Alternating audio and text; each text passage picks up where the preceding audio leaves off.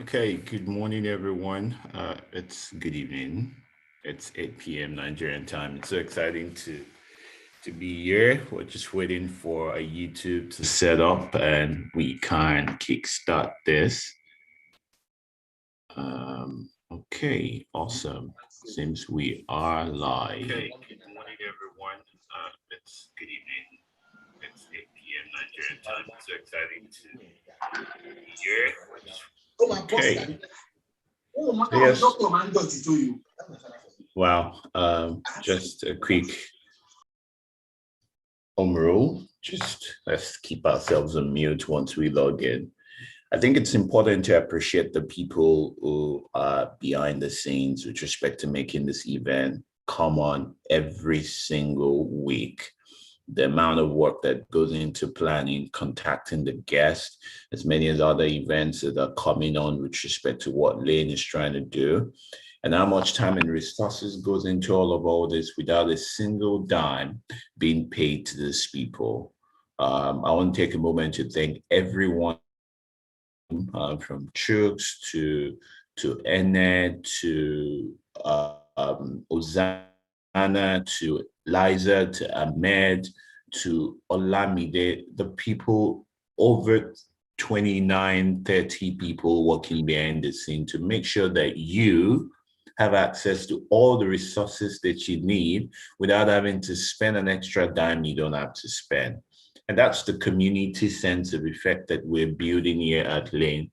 And our mission is very simple. We want to build an economically and politically inclusive Africa that is self-perpetuating. And the last part, which is self-perpetuating, cannot happen if we don't have men and women well capable of taking up roles and taking on the mantle to push different things we need to make sure that the continent is on track. And we plan to do this by equipping young Africans like us to identify, support, handle, execute practical ventures that ensures that growth and development in Africa is inclusive, both economically and politically. We stand by five main aims and objectives. The number one is empowering young Africans by supporting at least 1,000 Africans into top 150 MBA program in over 7 years. We're hoping that a large chunk of these people going to MBA program would have at least some amount of funding where it's easy for them to transition into their new life. The second one is to strengthen the existing communal connections between MBA students by making sure we connect all, as majority, of African MBA programs across top 200 global programs in 5 years. We feel that there's a lot more we can do as a community, as one voice, in pulling not just resources, but getting the attention of decision makers to structure the MBA program to ensure that we as Africans are not only just getting what they think we need, but we're getting what we truly need to be self-sustaining. The third one would be becoming a catalyst for Africa's financial independence by providing qualified MBA enthusiast students a network of recruiters and incubation programs that ensure the regular source of income. It is one thing I appreciate about the Indians is that sense of community that they've been able to create for themselves. The pool of resources, financial resources they've been able to leverage on for those coming after them to continually have that easy pathway into a new life or into a new level that can eventually support their own country. We hope to also one day bridge the gap between quality MBA education and talented Africans by creating a win-win partnership with at least 100 business schools.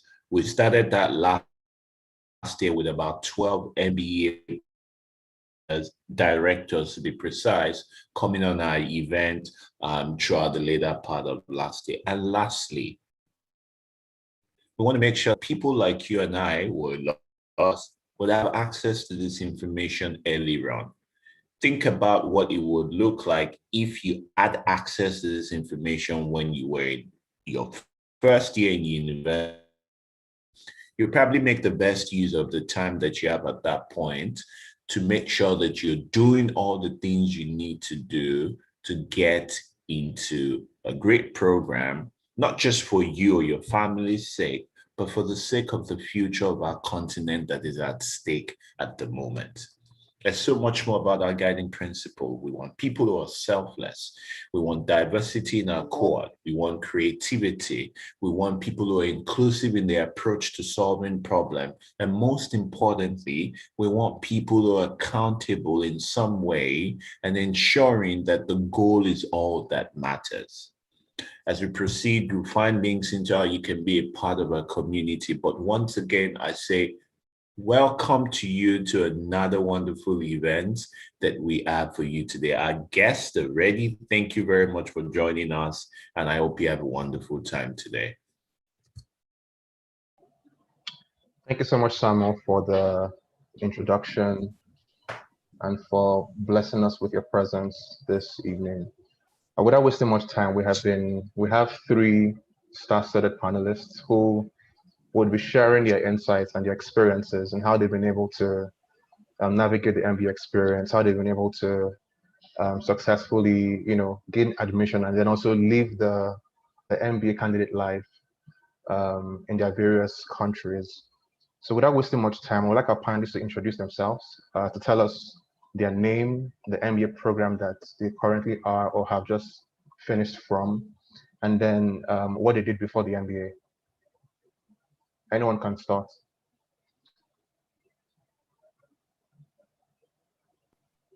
I think Fumi should start. Awesome. Wow, can you guys hear me? Loud and clear. Okay, wow, I feel like you put me on the spot, but it's fine. Hi everyone, my name is Fumi Ilawali. I'm currently an MBA student at Side Business School. I'm still a student, so I wrap up my program in September. Hooray. Prior to, joining Side Business School for my MBA, I was a consultant at McKinsey.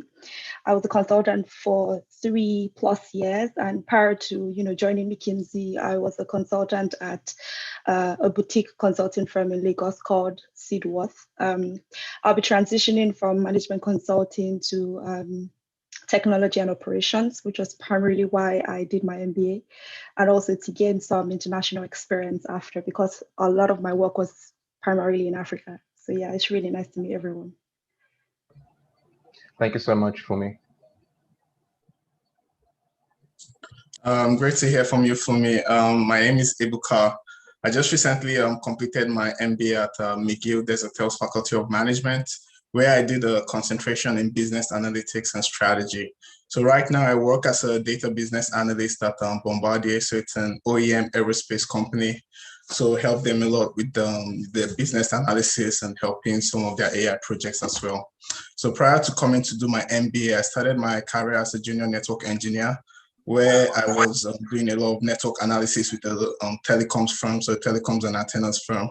And I left that. I did entrepreneurship for a bit, trying to build my own waste management company. But 7 months into that journey, I joined a digital advertising firm called Terragon back in Lagos, Nigeria. So I started as a business analyst with the firm, and then I was an operations specialist. So I stayed roughly 2 years plus with the firm. And then wanting to broaden my experience and gain international experience as well as more exposure, I came to Canada, McGill, to do my MBA. And so we'll talk more about that as today goes on. So thank you. Nice to be here. Thanks, Ebuka. Yes, thank you, Jukes, for inviting me to this program. Sam, it's nice seeing you eventually. My name is Riley. Like Fumi and Ebuka, I grew up in Lagos. Prior to my MBA, I worked as a commercial banker at Guaranteed Trust Bank and SunTrust Bank as well. I get to meet a lot of people, I get to talk to so many people, and in the process, I realized that I want to be better. I want to be able to influence people that I couldn't reach, because being a GT Bank staff, I was able to knock on anybody's door. I could talk to the state governor, I could talk to almost anybody I wanted in Lagos, but if I had to talk to the state governor, the level of conversation was limited to my current role as a banker. I didn't want that. I wanted to develop myself, so I applied for my MBA. I'm currently at SME Cork School of Business um, with a concentration in data analytics and finance, and currently doing my internship with Ericsson. So by next year, I should be through with my MBA. Awesome. Thank you so much to our panelists. That was a very crisp introduction. Without wasting much time, let's dive into the agenda for today. So our discussion would be hinged on three broad topics, that is culture, recruiting, and lifestyle. So beginning with culture. So as we heard from our panelists, most of our panelists moved from Nigeria to their various countries. So it would be nice to understand, did you experience any culture shock, like coming to a new environment? Was there anything that you had probably not expected that you met? Just share your insights. Anyone can start. Okay, it's fine. I think I'll start again, but I'm not starting the next one. So in terms of culture, I think it's important to just give like some context. Side Business School is very, very diverse. Like, you have about, I would say 70 or 60 something, nationalities in the class. So it's very much different from what I was used to in like Nigeria. So coming in, it was quite a shock, to be honest, because I think the biggest shock for me was having to relate with people from multiple geographies, and having to not just relate with people from multiple geographies, but also like connect. Because I find out that it's easy for you to connect with like your fellow Nigerian because you guys have something in common. But with like, people from other nationalities is a lot harder. So that would primarily be the biggest culture shock for me. But in terms of like the learning, it wasn't really a culture shock. It was very much similar to what I was used to in Nigeria. The only difference is, of course, you have to be a lot more outspoken, and the lecturers expect to be like, or the professors, they expect to be challenged, and they expect you to participate in class, and they expect you to bring like your best insights, and not just your best insight, any insight really is fine. So that's what I would say. Oh, the biggest culture shock was also the weather. If you are moving to the UK, please just get a very great like jacket. And get a jacket here. You don't need to buy a jacket from Nigeria, by the way, especially when you're preparing for, the winter, November till March. It's a very, very tough and dark time. Like it gets very dark at like 3:30 p.m. for context, and gets very cold. So that is the biggest culture shock. But in terms of like relationships, learning, curriculum, it's not materially different. You just have to be prepared to bring your best insights or your insights in class, and participate and challenge people. And you have to be ready to go the extra mile to also connect with people, because you need to be mindful that you're connecting with people from different geographies, especially if it's a very diverse program. But thankfully, Sahid Business School had a lot of Africans, so that was also very helpful for me. Yeah. Thank you so much, Fumi. Any of the guys can go next, of course. Yeah, I can just add to that. Fumi has basically covered the most important things. Like you can break it down more into, first of all, the diversity that you would see, right? In my program, 70% of the students are international students. So, you easily get to have to learn about different cultures and how to interact with them. That's one. And also expect to be challenged, because the MBA program is really, the best of minds coming together, looking for ways in which they can both advance both their communities and their personal and professional lives as well, right? So expect to be challenged, expect those ideas to be discussed. Like Fumi mentioned, the professors, they want you to challenge them. They want you to bring your ideas forward. That's the way, it can be discussed, and you can learn from it as well. And she was also right about the weather. I think in Canada, I think it's even much worse than the UK. The weather gets to -30 here during the winter. So the weather is going to definitely be, something unique that you've probably never experienced if you've been in Nigeria most of your life, like I have. And also just these are more minor notes, more on the economics aspect of things, but just the spending tax. In Nigeria, there's no tax while you're spending, right? So it's just something to think about when you start spending money here, and also earning money. But other than that, I think from a school aspect of things, it's just really the diversity that comes with the student relationship and that ability for you to constantly push yourselves as students. I think that was really interesting. So in line with what Femi said as well. So that's cool.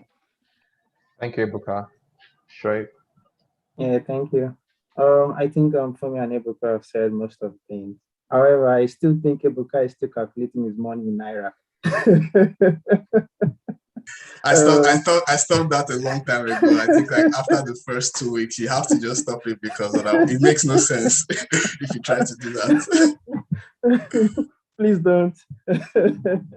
All right. Okay. Let me be serious. The thing is, it's different here. And the experience is something you plan for. However, I don't know about Ebuka. I joined my school last year. So I had a totally different experience. The school had a totally different experience. They've not had a full-time MBA that was fully online. Now, they were so scattered that they wanted us to have personalized experience to some extent. So they had to divide a class of about 100. Normally, the class is supposed to be about 250 students. A lot of people deferred. I was supposed to defer. Thank God I actually. So we were there encouraging ourselves, like, hey man, don't defer yet. If you defer, I'm going to defer too. So, but we did not. The best thing that happened to me was that at first people didn't notice me. Nobody said anything in class. When I say something, they just like, yeah, whatever. But after the first mode, and normally you know your strengths. I know I'm good in maths. Yeah, it comes easy to Africans. But later, my classmates realized that okay, this guy has this strength, and when we want to go for happy hours, I don't choose to go because I'm African. I didn't understand what is the essence of going for an happy hour online. I'm like, what are you guys dancing to on Zoom? So I couldn't bring myself to join such happy hours. I'm sorry, but eventually, people will start taking you serious when they realize that this person, when he's in my group, is going to add value. If we have a group task together, this person is going to bring his best to the group. Once people realize that, they'll be the ones telling everybody. The moment I came to Dallas eventually, when we got to meet ourselves in person, you will hear them say, oh man, when Schreiber was in my group, my data analytics project went fine. When Schreiber was in my group, my supply chain stuff went fine. So people will be able to speak for you. And you need that because you need to build that relationship and be comfortable around your peers. Especially for me, my program is not that diverse like Fumi's class. I think we're about 20 international students this time around in a class of about 100. So that's about 20%. And normally we used to have about 3 Nigerians. This time around, I was the only Nigerian. So I practically only had Black Americans that do not want to talk to me at first in my class. Yes. So, but things have changed now. I know most of the people in my class, and I get to relate with them often. If I want to talk to anybody, I set up one-on-one meeting. Then another thing that you have to do is you need to be outspoken enough to reach out to people. Don't take it personal when they don't respond to you. Don't be too aggressive with your reaching out and networking strategies as well. But you need it because that is what counts here. I'll give you guys a story later on about what happened to one of my friends in school, but that is just a brief of what I want to say for now. Yeah, can I just chime in? I would say to just summarize like the MBA culture, it's like extremely social. And for introverts like, us, it can be a tad bit too much, but I think it's just to manage like your expectation that the MBA from a cultural perspective, it's a very social program. So once you're going into it, you just have to prepare your mind and think about, okay, how can you play to like your strengths and how can you manage like expectations in terms of attending like social events or connecting with like people, reaching out, networking, etc. like Shoaib said. So, yeah. Yeah, thanks so much, our panelists. I mean, you people have you have touched on some key topics that we need to address. So I picture myself as an international student coming to an MBA program this fall, right? And I ask myself, being a minority amongst different people, I'm going to be in a new environment. How do I integrate with the society? How do I consciously ensure that I do not remain lonely as a minority? Are there any steps I should take to ensure that I seamlessly integrate with the community around me? So any of the guys could start first this time around. Let me just take a stab at that. So one of the first things you would want to do is learning how to put your best foot forward. Again, similar to what the panelists have said, it's one, you're coming into a new culture, right? You have to, first of all, take it that you need to build some credibility, right? And how do you build this credibility? You build credibility by being involved, right? You need to put yourself out there. You need to get involved with some of the like community engagements, for instance, the group works. You need to show that you can add value, like Akiyode was saying, right? Make sure your contributions are seen and you can work with your teammates towards driving that solution.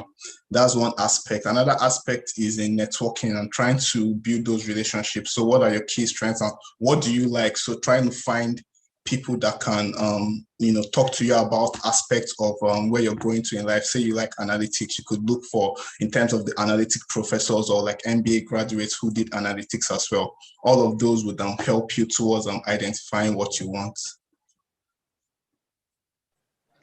Okay, I'm going to be controversial and actually speak from the perspective of people that don't like networking. So I basically went into the MBA program like, I just want to sleep. I know it's controversial. I don't want to like talk to people. I don't like to network. And basically how I built like my own credibility was I told myself that in every class I must participate. Like I must prepare, I should read the case studies, I should read like the materials so that I can participate in class, because I knew that that was the only way in which I could basically like, converse and have a conversation with like my classmates and my professors, because I'm not the kind of person that would like send an email and say, hey, like let's catch up. And that's very big here, by the way. People would send you like a WhatsApp and be like, hey, let's go on a walk and talk. So we have this thing called walk and talks where people will like invite you to go for a walk and you guys will like gist and connect, and they'll ask you, hey, so what's your background? And it was actually really helpful in terms of building connections. But I was just lazy, to be honest. And I know it's not the right, precedent to say here, but I think for folks that maybe might be a little bit introverted, that's not best practice, to be honest. But you can basically just prepare, read the case studies, read like the materials, go for like those events. Maybe you don't want to go for APIA like Akiyode, you can go for like, the climate change event or the entrepreneurship event. You can read like materials. You can just be prepared basically to have like conversations, and it gets easier from there. So as a minority, you can build credibility because people are like, oh, that person actually has a very interesting perspective. And I think people were actually tired of me in my class at some point, because every time I'm always like, oh yeah, so in Nigeria. Oh yeah, so in Nigeria. And by the way, the Nigerians do that a lot in my class. We have a healthy number of Nigerians, and we like to basically project and bring like our experience and our insights, because the professors are not Nigerians, right? They don't understand what's going on there. So that's like your chance to shine as like a minority student too. So yeah. Thank you so much for me. Yeah, and I would like to add to what Fumi has said. Truth is, when people say networking, like I was saying, there's no right way, there's no wrong way. What matters is being able to be remembered. Why would I want to be in a class and not be known? And people will just say, hey, that black guy, or that Nigerian. You remember that Nigerian that said something the other day? I don't want to be that. Fumi has done her homework. Okay, I don't want to be going out, but I want to participate in class. I want to know my onions. doing that alone is doing your networking perfectly, as far as I'm concerned, because people, your classmates know you. So then for you guys that are going in now, I have a feeling most of the MBAs now won't be online anymore. They're going to be in person. So you would naturally have that opportunity to interact with your classmates, even if you sit on the same spot for the next 1 year. You will get to talk to people. You will get to interact with your with other students that are not even in your department, because after a while you start taking electives and you start meeting other people. So eventually you're still going to do that networking naturally, even if you don't go for all those events. So but what matters is this: we all grew up from different environments. um yes, I was a banker. Fumi was a consultant. Ibuka worked in tech. Ibuka works in a tech firm. Chuk work in a tech firm. So we have different perspectives and we have different ways that we are going to view this life. So when we give our own point of view in class, sometimes, don't get it wrong. Like I said, you are not wrong. There was a time we had a case study, and I was of the opinion that you should not sack the guy. I like the fact that he doesn't care about his colleague. And people were like, hey, man, this is an emotional, organizational class. What are you talking about? That the guy should be sacked. He doesn't care. I said, sack him, then lose over 30% of the revenue. I'm like, what do you think a company is? A company is there to make money for the shareholders. This guy is making money. So you guys are saying they should sack him. I don't believe they should sack him. So eventually the lecturer came in and he was like, all right, you all are correct, but the guy needs to take this attitude. I said, I agree with that, but I don't want to hear anybody say they should sack him.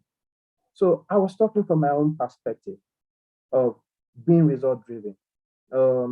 I'm sorry, you don't have humanity. The people that are raised in GT Bank are capitalists. They only care about the money I'm bringing. So I think that is kind of ingrained in me. So when I talk, it's because of the kind of experience I've gathered. And don't be shy about it. I have a guy that was in my class. He's a dancer. So and when he talks from the perspective of organization, humanity, having empathy. That is his experience. So be proud of your experience. Nobody's going to say you are wrong. And thank God, the MBA, the exam doesn't really count so much. It is the participation that is important. What you learn personally, because those are the things that you're going to be saying in your interview. Those are the things that you're going to take forward. It's not, for me, it's not about the total grade eventually. It's about, are you able to understand what you need to take away from this particular course that you're taking right now. So be original, be intentional. People will eventually drift towards you the same way they did to you while you were in your undergraduate degree in school in Nigeria. So you guys are taking the right step. Yeah, just wanna add to that. I mean, so much of the MBA is a lot of critical thinking and a lot of it depends, right? You have this right versus right situations. You have situations where the answers are not so black and white, right? They're a bit of gray. And your ability to really discuss that and really delve deeper into it, I think that's what makes you stand out. And to be able to do that, you need to do the right amount of research. You need to come prepared, right? And in terms of networking, even I myself am a bit of an introvert, right? But what networking helps you to do is just put you out of your comfort zone.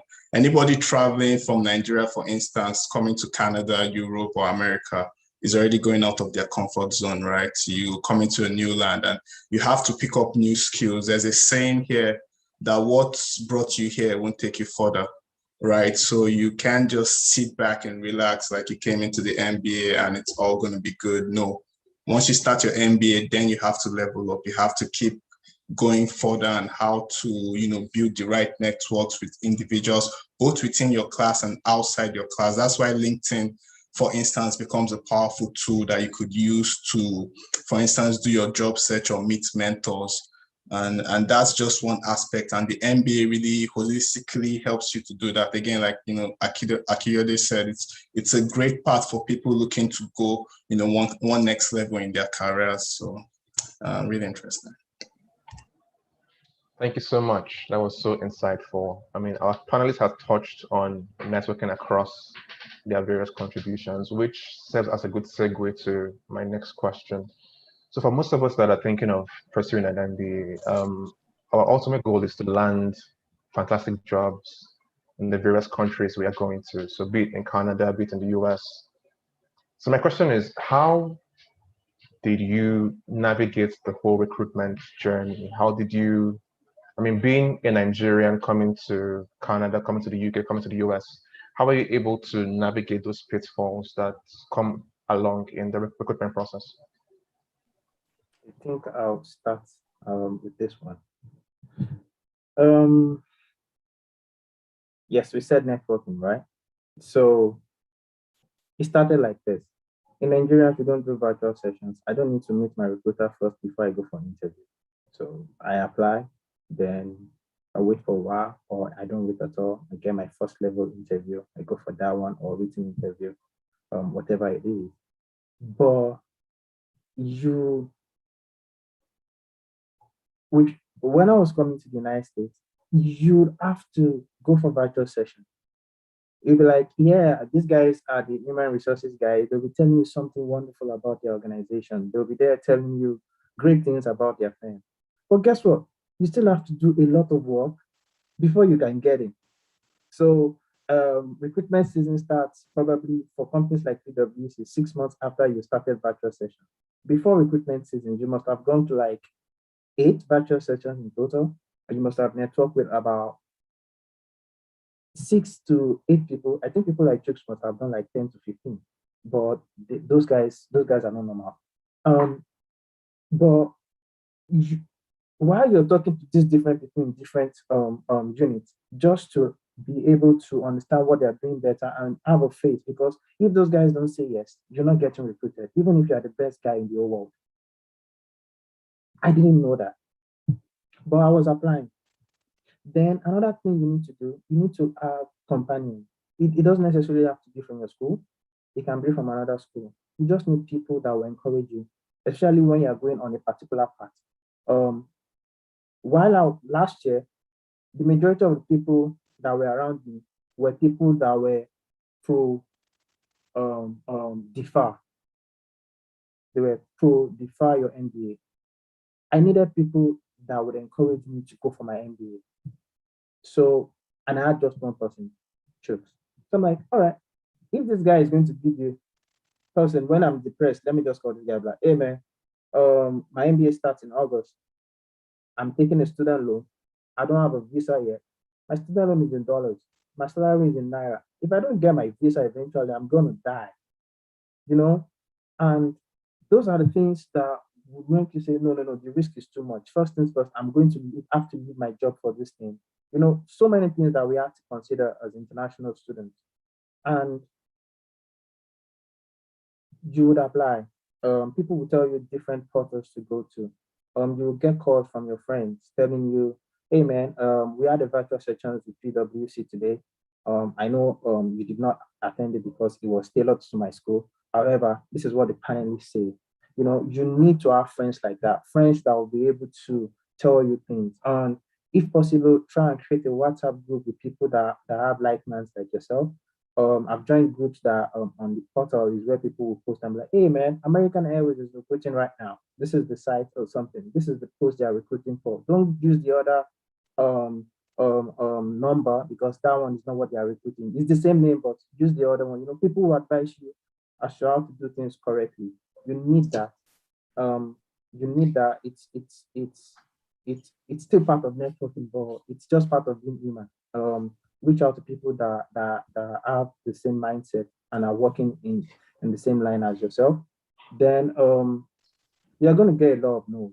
Okay, I think the reason why my no's, the rejections I got was more than the acceptance was probably because I was in Nigeria for the first half of my first year, and I got so many rejections. I'll tell you. I applied to a lot of companies, and the rejections were polite, but rejection is rejection. You know? So don't get discouraged by those things. Face what you're doing, and the truth is, you need to hear about people's success stories.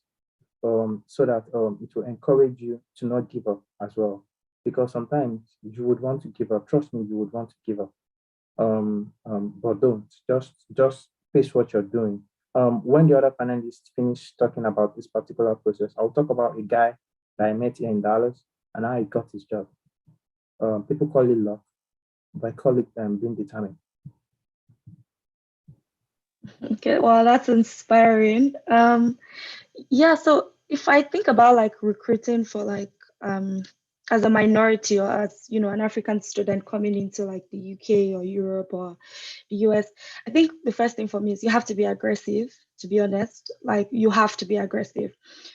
So I took a very, very analytical approach where I basically drew up like an Excel spreadsheet before I traveled. And I was like, these are the 50 companies that, I want to work with. And these are the 50 companies that I'm going to like, focus my energy on. And the moment I landed in, a side business school, in Oxford, my first term, I was recruiting like heavily. And yes, I did get a lot of rejections. And sometimes the rejection is not about you. Sometimes, they reject you for minor details. Like, oh, maybe you don't have work authorization, for example. They could reject you because of that. Like a lot of people got rejected from one particular healthcare company because, of course, we didn't have the right to work in the UK and we required like sponsorship. Sometimes people, will reject you because you don't have like, maybe retail experience. So when you see those rejections, don't take it personal. It's really because of like, some minor detail and not because you're not qualified or not because you're not good enough. So basically, that's what I did. And in identifying like the 50 companies, I also worked very, very closely with like my school career, like services team. So some schools, I know a lot of MBAs have like a lot of career coaches and career services team that would actually assist you in like the process. So I told them like, hey, these are the companies that I want to like recruit for. And my school was very supportive. So we'd have like mock interviews to prep me for like, those interviews. And I think the school also had a portal where they posted like job opportunities. Oscar was we call it Oscar, and Oscar was my best friend. Like my eyes were glued to like Oscar, especially in the first term. So when I got like my job offer in the first term, a lot of people were like, oh my God, you're so lucky. But I'm like, man, I was grinding from the very beginning, So yeah, you just have to be like, you have to be very aggressive. You have to identify like your target companies, identify like, I know sometimes the MBA can be very fussy and, you're like, oh, I don't know what I'm going to do next. I'm coming in to just like get a lot of skills and experience and see like where the wind takes me. But it doesn't hurt to just identify like maybe 3 roles or 3 like, 3 roles that you feel like you could exceed in or succeed in, and start to like recruit for those roles and prepare for like those roles, because trust me, recruitment is not very easy. It takes a lot of like determination, especially when you're recruiting for consulting. It's like a 6-month activity, and even for tech sometimes. So I'll just say put in the work, identify like the companies that you want to work for. Career services, they are your best friends. Sometimes they may be very lax, they may be lazy, but you just have to, you get what you put in. So just put pressure on them too, and they would assist you in the process. And yeah, just pray, you also need prayers. So yeah. Absolutely.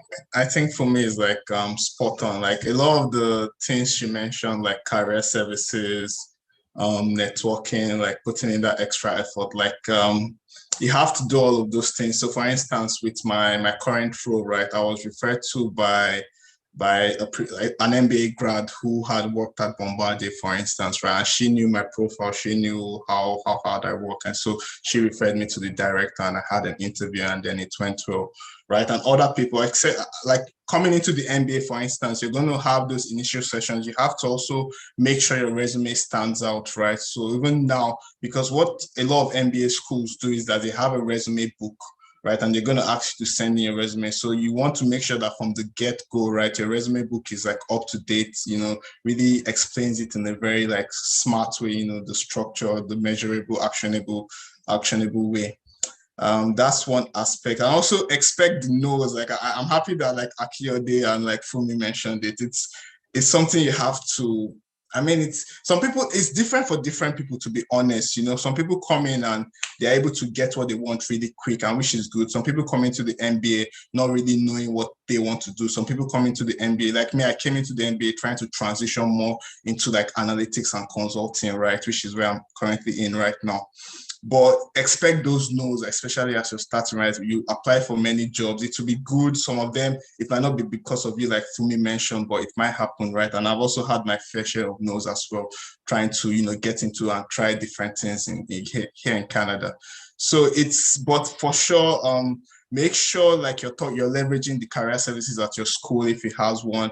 We also have a portal at McGill. It's called My Future, and roles are posted there. People also got jobs through that as well. And you're also using LinkedIn. A lot of people like just at least those one-on-one coffee chats, they help in building that relationship. So relationship is very important here, right? So you have to make an effort to get to know people, particularly in the industries you're looking to get in, right? So just understand the team and the dynamics of the company. Very important. I think those are some of the things that help me as well. Yeah, thank you so much. Those are very insightful nuggets. I'm sure you wanted to share something, a story that you said you want to share with us. Yeah, I don't know if I've told you in person. There was this guy. His name is Akin. So PwC used to come to my school to recruit, and a lot of people used to attend their calls. And in that process, if you have 10 people, you have breakout sessions. You get to meet people from different departments. And for their own time, they didn't have COVID then, so it was a year before I joined. So we got to meet people in I think it was consumer or something. I think it's consumer department. I'm not sure, but where I'm going is this. So he met the vice president of that particular unit, and they had a good rapport. And at that same spot, at that meeting, they mentioned that okay, SME was going to play a soccer match against a particular school, and that PwC was going to come for that match. PwC staff were going to come for that match. Because students had, I think, a test on that day for the match. Nobody went for that football game, and Akin was the only person that went for that football game after his test. And the vice president guy just noted his name and was like, he told him categorically, like, even if you don't pass your interviews, even if you don't pass your case studies, we are going to take you. And you might be lucky like that. You might not be lucky like that. But the moral of the story is, once you spot an opportunity to meet people that can help you, just keep going at it, even if you feel like you want to die, you're on your bed. And because it wasn't actually their appointment, but they knew that it was a follow-up appointment to the one they had before.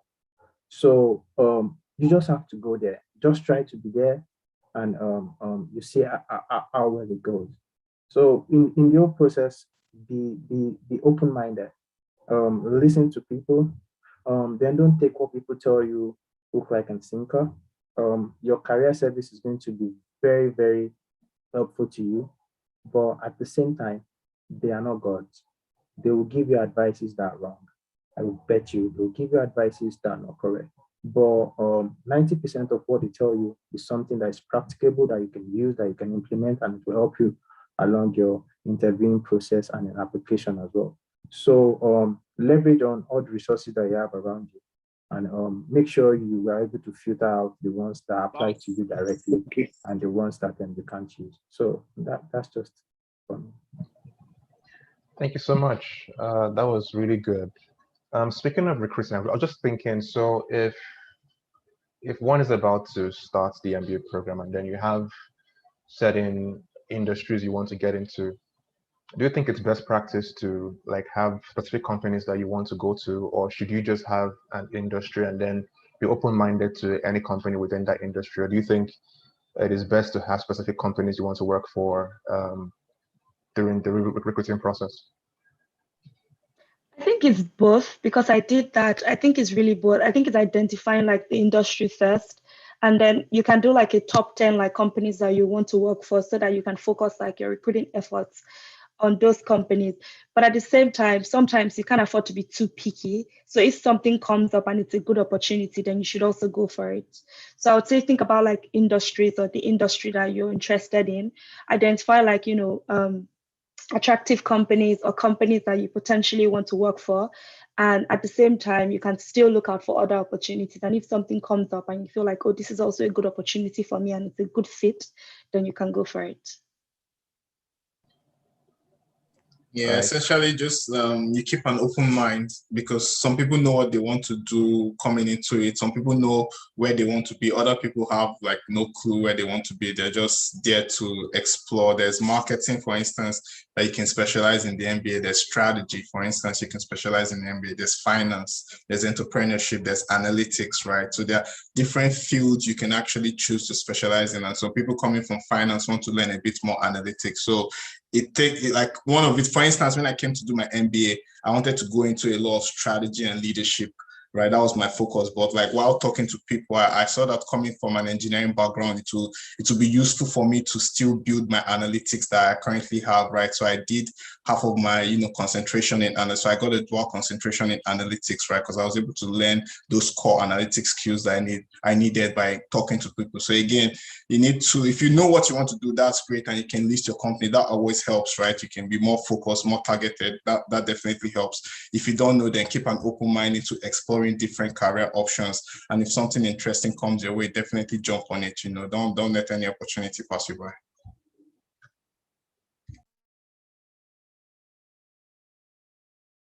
Shoaib, do you have any comments to add? Thing is, Ebuka is spot on. I don't have any comments to add. Being open-minded is very important. Even though you have your target company, I think Trix is an example. Everybody can ask Trix the question. Oh my God, I don't know where he got his energy from. He applied to, I don't think there's any company that is top 100 on Fortune's that would have taken an international student that Trix didn't apply to. I don't think there's any company on top 200, sorry, because I know there was a time it was one telling me about companies that I didn't even know they existed, and he will even be telling you about their top revenues and things about it. You went to do research about companies you've never even applied to, So, but it's just one of those things. Like Fumi said, you have to be aggressive with it. You have to be determined as well. Your school is going to provide you with a lot of resources. You're going to get resources that can help you do research. You'll be like, oh my God, I have access to even their competitors' metrics, Your library is going to be a good resource for you. The truth is, most of the things we didn't do them by ourselves. It was because we leveraged on the resources that have been provided by our schools. So, and most schools have these things. You just need to know how to use them, and then for your own benefit. So it's going to be a good ride. I'm sure you'll enjoy it. By this time next year, you guys are going to be coming out to say all sorts of wonderful things about your program. Yeah, thank you so much. If you have any question that you want to ask the panelists, feel free to put them in the comment section. And then later on, we'll then pick those questions and then ask. So I think there's one comment in the chat already. I'm not sure. I think there's one question. Okay, let me just check it quickly. Yeah, so I think there's a question from Miriam. It says, so my question is, after getting admitted, how was relocation in terms of funding, like getting accommodation, amenities, logistics, feeding, etc.? This is like a good point, right? I wanted to actually touch on this, right? Because different people coming into the MBA have different funding sources, right?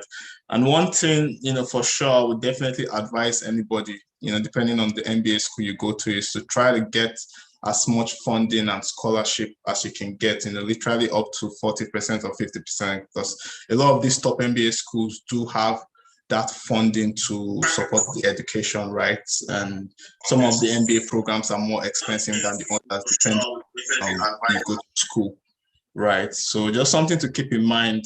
And obviously there are grants as well, and there are student loans. And also, like, actually, that's a good point. Like internally, like within the school, there are also awards that you can apply for again. So based on your performance, and that's why you want to stand out as much as possible. Whether you're into entrepreneurship, or you want to have the best GPA, you can win an award for that. Or, you know, you're into certain industries, you know, and you're also very active in the society and in the community as well. So definitely, you know, do the best you can to get as much funding and scholarship as you can, and then you can complement it with personal savings and family savings as well. Yeah, I think like Ebuka already like highlighted a lot of the good points. So try as much as possible to get a scholarship. I got a student loan. I know sometimes it can be very scary, you know, as an African, like getting a loan, and it's like a huge amount of money, but it really helps to ease like the comfort sometimes. And in terms of like, I mean, if I think about side business school, it was really easy to get into the community, so getting accommodation, logistics, etc. Because one, the city is very small. We have like, you know, good buses and good, great like transportation system. We have like a bus that will pick you up from the airport and, you know, take you to like your accommodation. I live in like college accommodation, which is like student accommodation. So it wasn't very stressful just navigating like that process. So I think it's just great to do your research and think about, oh, do I want to stay in like student accommodation? Do I want to stay in like a private accommodation? And, you know, have your Excel spreadsheets, lay it out. How much am I going to be spending? You know, can I afford to get like this big apartment, or do I need to like, you know, downsize? Do I need roommates? So there are just a lot of decision making that that needs to happen on a personal level. So it's based on like your budget. Unfortunately, it's based on your budget. It's based on how much you have. It's even based on the school. It's based on what the school also has for you in terms of like amenities. So it's a very contextual question. I'm sorry, but I hope, you know, we've been able to answer at least a tad bit of like the question.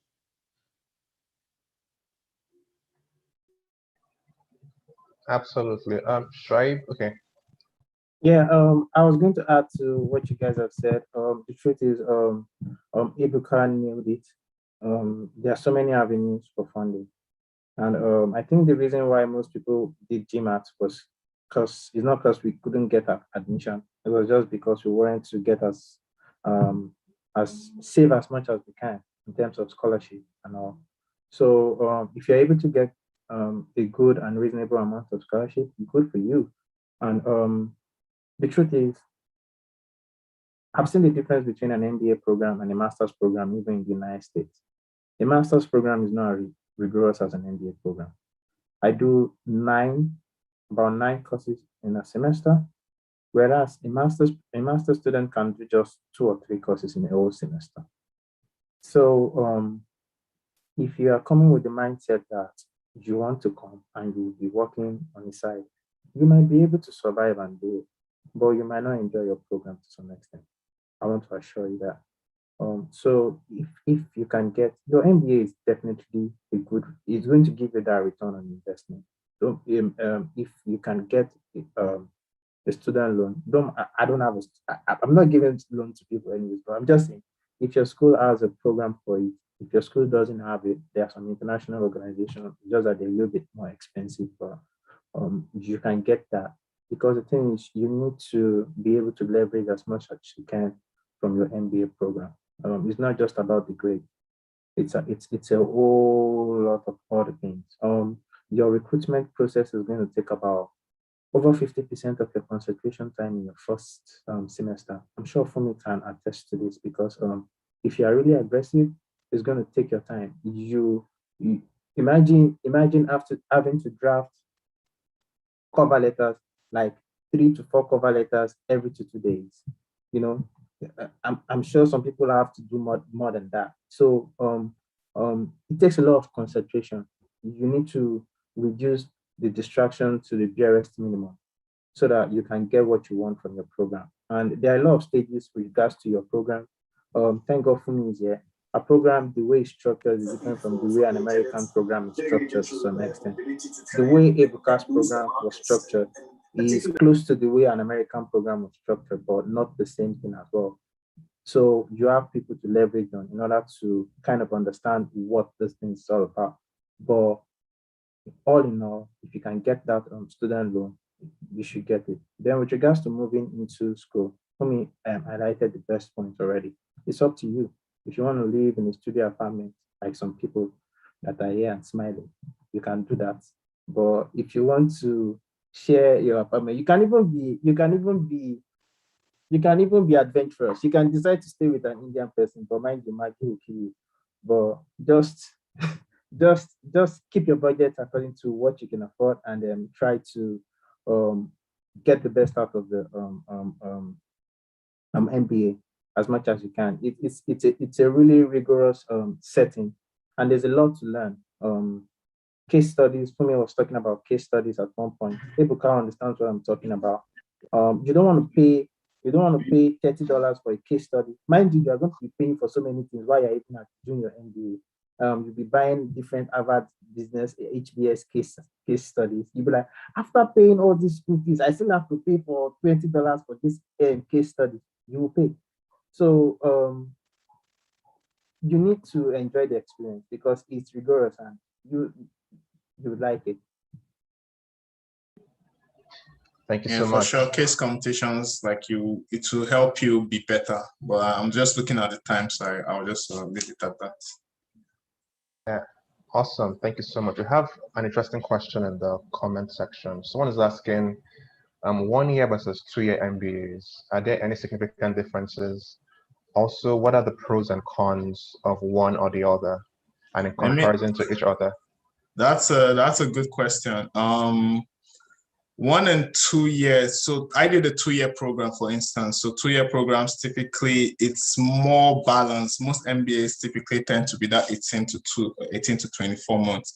1 year, typically it's one meant for people, I guess, with a bit more experience. One is a lot more condensed. Typically they remove the internship aspect of it. So you just do mostly the academics because they expect that you have the right level of experience. And once you're done with the program, you can then, directly just enter a full-time role within any company. If you're doing the 2 year program, typically there's an internship portion of it in like typically 4 months during the summer or the fall. And again, it comes with a lot more space and balance, but it's still very intense as well. So don't expect that that's going to be still very intense. A lot of the people who are already based here go for like a part-time program, which is typically like a 3 year program, but that's if you're already living in Canada and you're working. Something I would just like to add to that is that specifically for Canada, if you do a 1 year program, a 1 year and any master's program, I think, or undergraduate program, you get your postgraduate work permits for just 1 year, right? But if you do like a 2 year program and above, you get access to like a 3 year work permit. So typically for international students, it's advised that you go for a 2 year program so that you can get access to a 3 year work permit. If you go for anything less than 2 years, you get a work permit that is equal to the amount of time you spent less than 2 years, if that makes any sense. But typically just something to note regarding the 1 year and 2 year programs for any masters, including the MBA. Yeah, I'm currently doing a 1 year program, so I can maybe talk about it. So I think the 1 year program is very much like the 2 year program, but again, there's less balance. So we have this saying in like Oxford where you have 3 things, study, sleep, and I think it's study, sleep, and party. And people are like, you can only do 2 successfully because it's very stressful. It's either you study and sleep, or you study and party, or you sleep and party, anyone.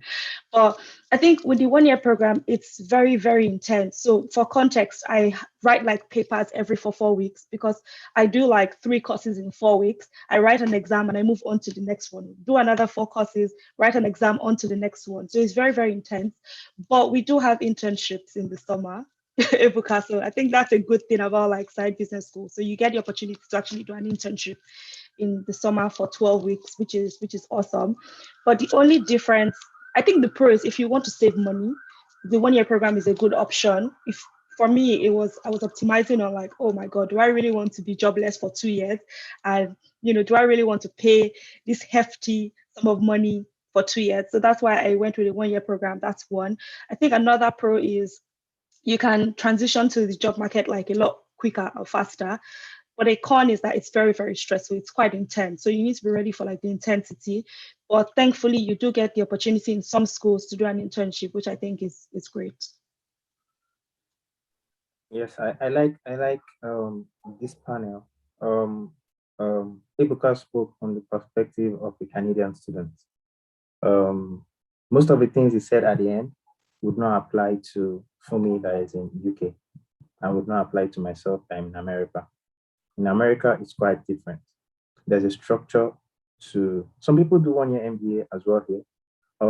But the structure for recruitment in America is tailored towards mostly the students in 2 year MBA program. The PwC knows that I'm going to take 90 students for internship in summer. We are going to accept probably 90% of them, and they are going to transition into full-time role in 1 year's time. So most of the top companies in America, I know you will be able to attest to that, they have the same pattern. So most times, when people that now do 1 year MBA wants to, especially international students that do 1 year MBA, when they now want to apply for jobs for full-time role, because people like Chooks and myself have gotten a full-time offer already from those companies, they find they have just little number that they can recruit for full-time roles. So they have just little number of people that they can recruit for full-time roles. So it's just about where you're going and how the place is structured. If you're an international student that you're probably not just international or you have a permanent residency in America or something, I'd advise you do a 1 year MBA program because you don't you still have opportunity to stay back. But if you're an international student, that your visa is probably going to be 2 years. And if you're lucky, your school is a STEM designated program, has a STEM designated program where you can stay back for about 3 years after your program. You also have options. But guess what? You want to quickly get that job as soon as possible. So it's up to you to look, like Fumi said, you weigh the pros and cons. If it works for you based on your current circumstance, you do the 1 year MBA program. It's way a lot cheaper than the 2 years MBA program, and it gets you into the work. It gets you into the cycle of working straightforward immediately.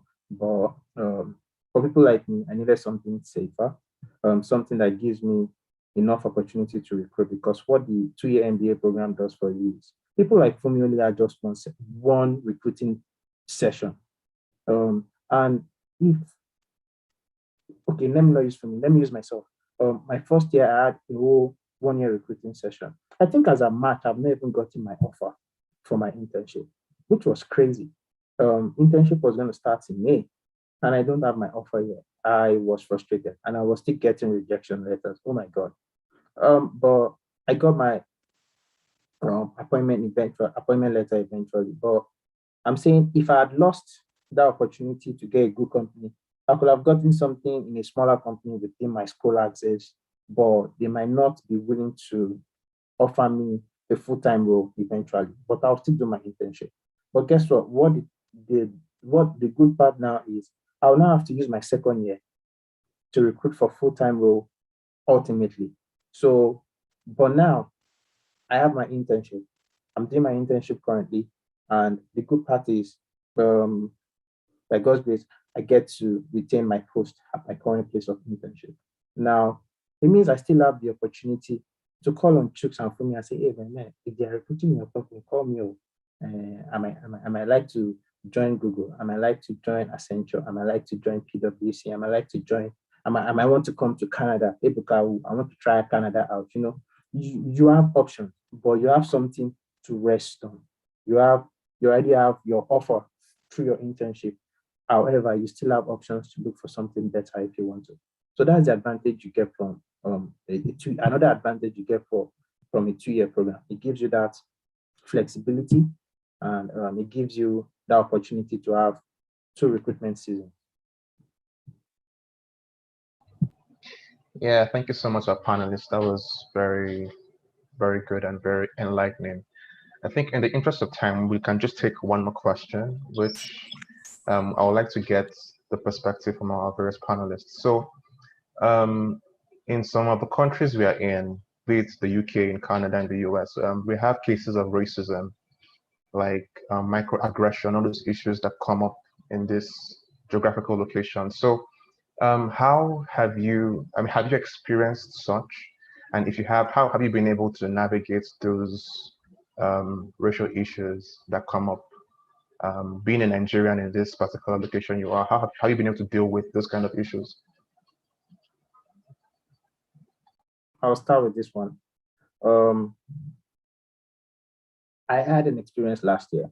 Okay, so in my school, we have this portal where when the lecturer wants to create a group, if the lecturer is not willing to create a group by himself, he will say, you guys create a group of 4 or 5 people and name yourself from group 1 to something. He creates the portal, you just click and join the group. So I joined the group because I saw this guy that I liked. He was a year 2 student, the second year, and because he's a CFA candidate. And I like the fact that he's a financial major and he knows a lot about Bloomberg and things like that. So I wanted to be in his group, but it was just an accounting class. Who cares? So I was in his group. 1 week to submission of our assignment, I sent an email to everybody in my group. I'm like, excuse me, when are we going to meet? The deadline is almost here, and we've not even met once to discuss this thing. And guess what I got? I got an email back telling me we don't want any freeloaders in our group. We have gone ahead and done the assignment by ourselves. And I'm like, what the hell? You don't even know me. We have not spoken once. You guys have not organized any group meeting that I did not attend. It's not like you gave me an assignment and I didn't do it. So the back and forth was getting so aggressive. So I reached out to some of my friends. I'm like, hey man, this is what's going on. So they were like, oh, okay, you know what, no problem. And the first thing that is important right now is making sure you don't lose your marks for this assignment. Reach out to the lecturer, tell the lecturer what's going on, and whatever the lecturer says. So I suggested to the lecturer that I'll probably because it's too late for me now to join another group because most people must have done their assignments already. So I had to do something that 5 people were supposed to do together by myself within 3 days because I didn't want to lose my 5 points. And the lecturer gave me the opportunity. I said, I don't even want you to tell me to join that kind of group. I don't want to work with them currently because I just have 3 days and they said they have done the assignment already. There's no input right now. And they don't look like they want me in their group. So I'll just rather go and then just quickly do it if you don't mind. And she was like, yes, you can go ahead and just do what you want to do. The truth is there are different ways to manage this type of things and different peculiar cases. And it might not happen to you. It might happen to somebody else that you know. But this kind of experiences, they're so painful, but it happens and you have to move on and just live with it. Later on, I got to hear so many things, especially if you are in this Texas kind of state that I'm in, where a lot has happened to so many people of color. But eventually, you get to understand your environment better as you spend more time with people. And don't judge everybody based on a particular experience you have with a particular person. There are so many lovely people that are white. And there are so many lovely people that are blacks. And there are so many annoying people that are blacks. So the same way while we're in Nigeria that you had some Nigerians that will treat you badly, just look at it that way that, okay, this is just another person treating me badly. And I need to manage my expectation based on this level of engagement with such people. So that's just it for me. Yeah, I think Akede had a very fantastic perspective. I think sometimes you just need to acknowledge the fact that there are going to be badly behaved people in life, regardless of color. But I do acknowledge that sometimes you get certain actions that portrayed, or you see something happens to you and you can't help but question the fact that, oh, is it because of my color, or is it because I'm African, or is it because I'm etc. But I honestly, for me, it's just putting my best foot forward and not allowing those actions get to me, because at the end of the day, you cannot dictate my journey and you cannot dictate my growth. entirely like up to me. So if you act a certain way towards me, I'm just going to treat you as an inconsequential person. I remember one time I was standing outside my business school, and this like homeless guy walked up to us and asked us like for like a cigarette, money for like cigarettes, and we just looked at him and we're like, no. And he was like, oh, you nigger, go back to your country. But I'm like, you know what? It doesn't affect me, because yeah, you are asking me for money and I'm just like standing here and minding my business, you know? So I think, yeah, it's really just acknowledging the fact that, you know, there'll be badly behaved people. And sometimes it allows you to walk with a chip on your shoulder. Please don't do that to yourself. Like, don't let the burden like rest on you. Like, it's their burden to bear how they want to treat you. Just continue to like be your best self, be your authentic self, and just like own your growth. And if they're angry about it, that's their personal problem, to be honest. Like, don't let the actions of like 3 or 4 or 5 or 6 badly behaved people affect like your growth trajectory. It's really not worth it. So just focus on like the goal, focus on like, you know, your objective, your vision, what you want to do. And yeah, that's it. I mean, like, I'm not even gonna say much because I think I align with a lot of what Fumi has said. You know, I won't say I really experienced much of that racism, because one, sometimes I may be even naive to these things, and I'm really focusing on myself and my goals and my objectives, and I'm always just trying to do what I think is right by both myself and what I believe in terms of my faith. And also, I think if you focus less on other people and more about the value that you're bringing, right, and always wanting to be your best, sure, you might have situations where you feel like, you know, it's maybe because of your race or something, but don't let it get to you. Be able to easily shake it off and just, or sometimes you confront it even if it's needed, right? Don't also run away from it. Don't let anybody bully you, right? I don't think that's going to happen, but, you know, you should also stand up for what you believe in as well, right? But also just try to be yourself and be authentic, and I think it will work out well.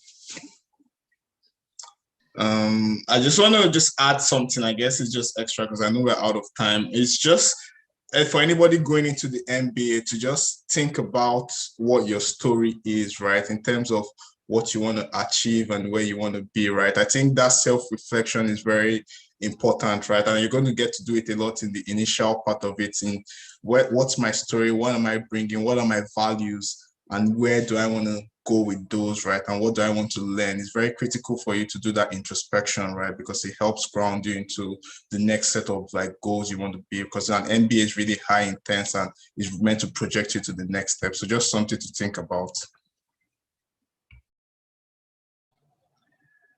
Thank you so very much to our panelists. I think it would be just perfect to end this by just asking one final question. So if there's anything you could do differently based on where you're at now, what would you do as regards to your MBA experience? For me, I mean, there's so many things. There's always room for improvements everywhere. But for me, I guess one of it would actually be start networking earlier. Like, it might sound cliche, but I didn't really, like I mentioned, I was a bit of an introvert, and I just focused, like when I came in, it was all about the academics for me and just like a lot of the McGill community work, right? But a lot of just getting to know people and actually finding a job needs you to talk to people. Like, so the networking doesn't always have to be like LinkedIn. Sometimes it could just be coffee chats with your friends or with like your lecturers. You know, most times it's people with the industry that you want to just get comfortable talking to. You want to get comfortable sharing your story, sharing your background, you know, because that's what you're going to do in a lot of interviews, right? So you just want to get comfortable with that. So I'll say for me, you know, the earlier you start getting comfortable with networking and talking to people, like I think Fumi mentioned it, yeah, you got to be a bit more aggressive than you are in Nigeria. You have to, you know, own up to your achievements, right, and lead with your strengths, right? So just, I think those are some of the things I would have, you know, started a bit earlier in doing my MBA. Yeah, I think what I would do is maybe possibly do like a lot more external like activities. I feel like I was a tad bit too focused on like my Sahid like experience. And there are lots of like, MBA like events and MBA like competitions, for example, case competitions, creative shop competitions for like MBAs across like the globe. So I feel like I was a tad bit like too fixated on like, oh, Sahid, let me just go to class and, recruit. And I didn't really think about like my external environment. But hey, it's only a 1-year program, so there's only so much you can do. But I think that's something that I'll probably do if I had more time. Yeah. Yeah, I just want to add quickly to that. I did creative shop, and actually in I 20, did. and actually in 2020, I think Mikhail came third, like my Ooh, classmates. oh yeah. Really Yeah, cool. I had a team in Creative Shock. It was very stressful, but it was worth it. Yeah, they'll definitely be involved in a lot of case competition. It helps to, like, again, build that intellectual critical thinking, solve problems, network with other schools. A very good way to really grow in the MBA program. And you might win money. You never can tell. I mean, it's very competitive, but if you win money, like that's great. My roommate did win some money, so that's true. Yeah, that's awesome. Participating in different programs and taking chances to meet people. Most times you might be like, "What's there? What am I gonna get when I go to that place?" Well, you might not. You don't know. You don't know what you're gonna get when you go to that place. But there's a limited number of places you can go. There's a limited number of events that you can attend. If you join all the clubs thinking, yeah, you might not be productive in all of them.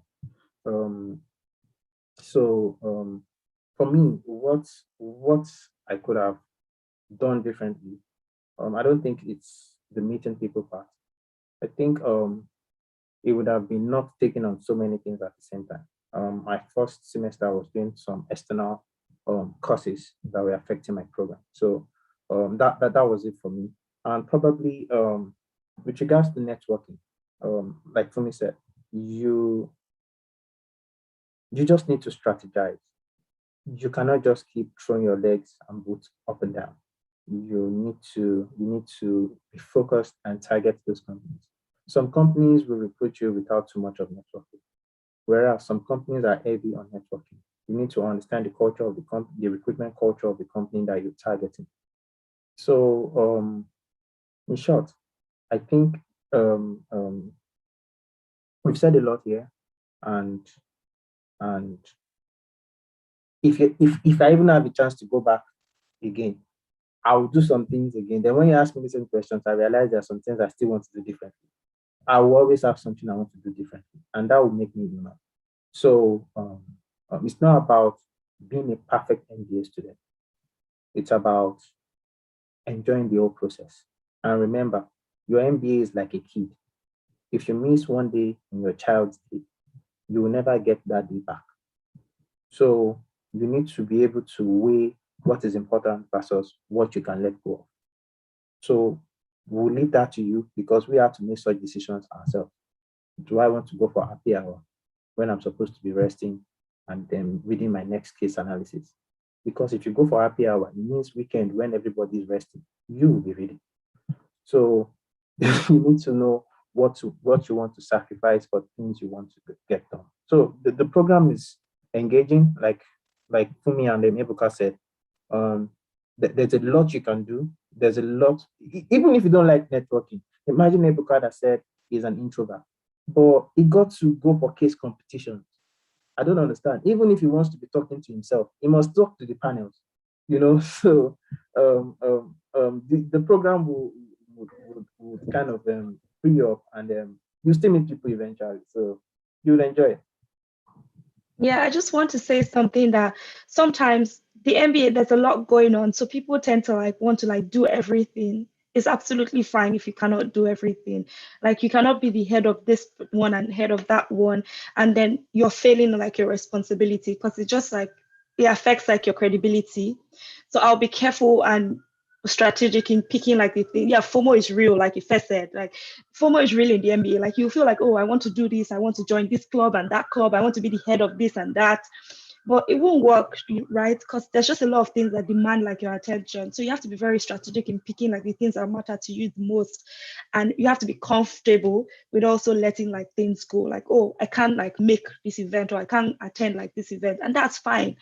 Like, you don't have to be everywhere at the same time. Like, sometimes you also need to rest, and you also need to like, prioritize yourself. So that's just it. Again, study, sleep, party. You can only do 2 out of the 3 successfully every day. So Absolutely. Thank you so very much, our panelists. This was a very insightful and engaging session. We're really pleased to have had you share your experiences with us, and we're the better off for it. At this point, I would like to pass it on to Olamide to give the final words. Thank you very much, Chooks. Thank you very much, our panelists, Ebuka, Shuaib, and Fumi. I would say this is like the first time we've really had a session where we've dedicated a lot of the discussions around things that we don't typically talk about. So we've been talking about MBA admissions, but I think beyond the admission process, right, there's a lot more to that, and everybody understands that there's going to be culture shock. Like I listened to the entire session and I saw that a lot of people didn't realize some of these things were really real. Also certain aspects of your life, trying to balance, trying to understand, okay, fine, can I really do everything? How do I transition? Also change of mindset as well. Some of these things are really, really important. But I think the conversations she had today is super, like for me, it was super. And I think that a lot of people would take a lot away from what we spoke about today. But yes, thank you very much, guys. Thank you very much, Chooks, and everyone at Lane. The entire team for this session. But I really hope that a lot of people were able to get answers in for some of the questions that they had as well. But we are hopeful, and we are sure that, I'm sure we would have another session next month. But yes, this was real. Like it was definitely a real session for us. So thank you very much, everyone. Thank you for everyone. Thank you for joining. Thank you very much. Have a good night. Well, good afternoon, good night. Thank you. And I'm happy to connect further with anyone who wishes to discuss further. So happy to connect. Awesome. Thank you very much, Ibuka.